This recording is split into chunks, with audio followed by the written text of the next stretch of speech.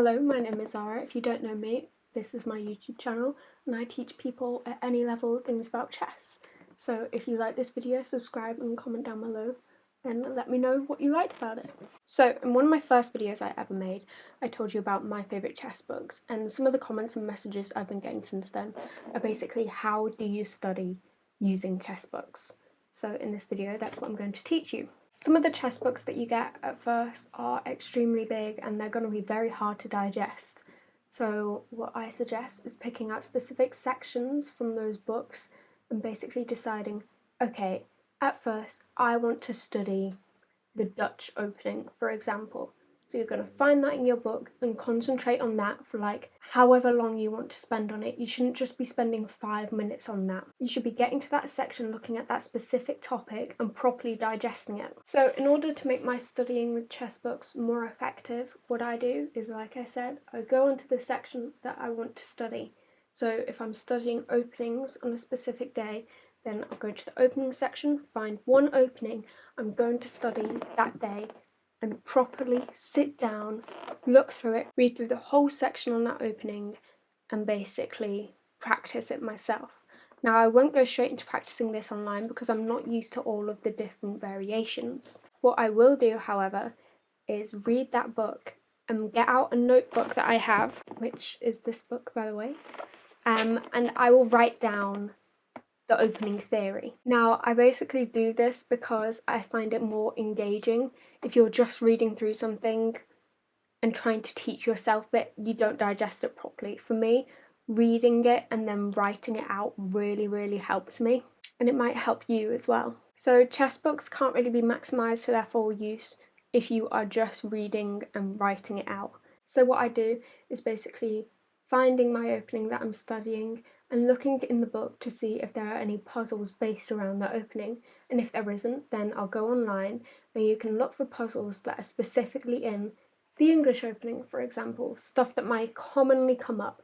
And basically you can use this as practice before you're actually going online or playing over the board with an opponent. And you can get your practice in and increasing your confidence in the opening without actually playing against another human yet. In International Master Jerry Silman's book, How to Reassess Your Chess, 4th edition by the way, throughout the book there are different tests that you can complete and basically see what type of level you're at. These are in the form of puzzles, and it's a good way to test how well you are doing with working with a book and also going through specific openings or tactics that you've just learned in your mind. What helps me as well is when I get to the end of a certain section of the book, so let's say I've just been doing a section in a book on rook endgames, I will get out my notebook that I use for puzzles and just teaching myself chess, and I will write down a summary of what I learned when reading that book. It's good for me because I get to sort of write down the key points that I need to remember, and also it means that I can look at them really quickly and understand and recall from that section, these are the most important parts I need to be remembering in every single game I play.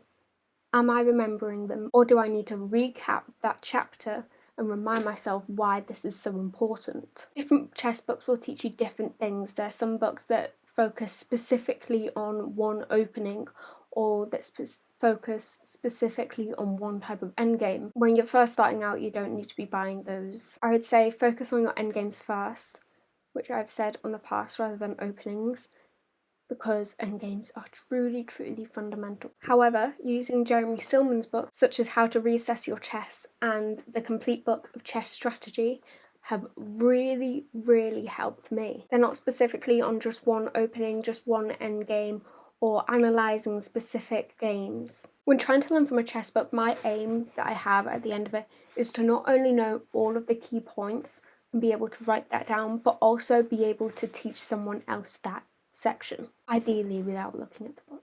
Being able to teach someone else what you have learned in a book or in a chapter of a book basically means you know the material inside and out. You shouldn't just be looking for the tactics or something and then forgetting them instantly. You should be able to go back a week later to a brand new person and say, okay, this is how you play the English opening. This is some mistakes in the opening that you can capitalise on this is the squares that you are looking to control. Obviously, chess books also pair well with doing online puzzles as well, and you can write down in your book, your little notebook that you should have when you're studying chess, about puzzles that you have done that are specific to the thing you are studying and learning about. I do this, and I've seen a few people on Twitter doing this, where you can basically write down the puzzle number, what moves you think would work, and then checking them back afterwards and seeing how accurate you are. You can do this every day or every week if you can, and you can basically check your accuracy to see if you have improved or if you are still facing some difficulties and where these difficulties are. And if you are still facing these difficulties, you can go back. There is nothing stopping you from going back into these books and rereading the chapter or rereading the section you were learning from. They're always going to be there for you. I quite like taking them when I'm travelling, when I'm on the train or a plane or something. It's something to pass the time, and it's also something that really, really helps me with my chess. Having this study notebook for me really helps, and I really do recommend it, because I have different sections in that notebook where I can skip to, see the key points of something I've been studying, see how accurate I'm playing it, and see where I need to improve almost instantly. Chess books are a truly, truly underappreciated tool. With a lot of things being digitalised nowadays, chess books are really something you should be studying from as well as you can. Now, one of the things I would recommend as well is reading through your chess books slowly, especially when you're first starting out using chess books. Chess books can be extremely complicated, especially if you're using older chess books, because they will use different forms of notation, and getting used to reading notation in the first place can be difficult, but when it's a different form of notation that you're used to, it can be even more so. You're allowed to take your time in order to benefit you the most. Nobody's timing you, it's not a race, okay? Chess books aren't to be read like normal storybooks or something. They're basically used as textbooks. You should be using them as such. You shouldn't be reading through all of it in a week and then deciding, I know all of it. Again, like I said before, go back, repeat, do some different tests and everything. You've got it. I promise you will get used to it and it will help you a lot. That's all for this video. I hope it helped a lot. Chess books are truly a really, really good tool that you should be getting used to using, and I think anyone can maximise their use. Yeah, if you enjoyed the video, leave me a thumbs up and a comment. Subscribe to the channel if you like, and yeah, I will see you guys next time. Bye.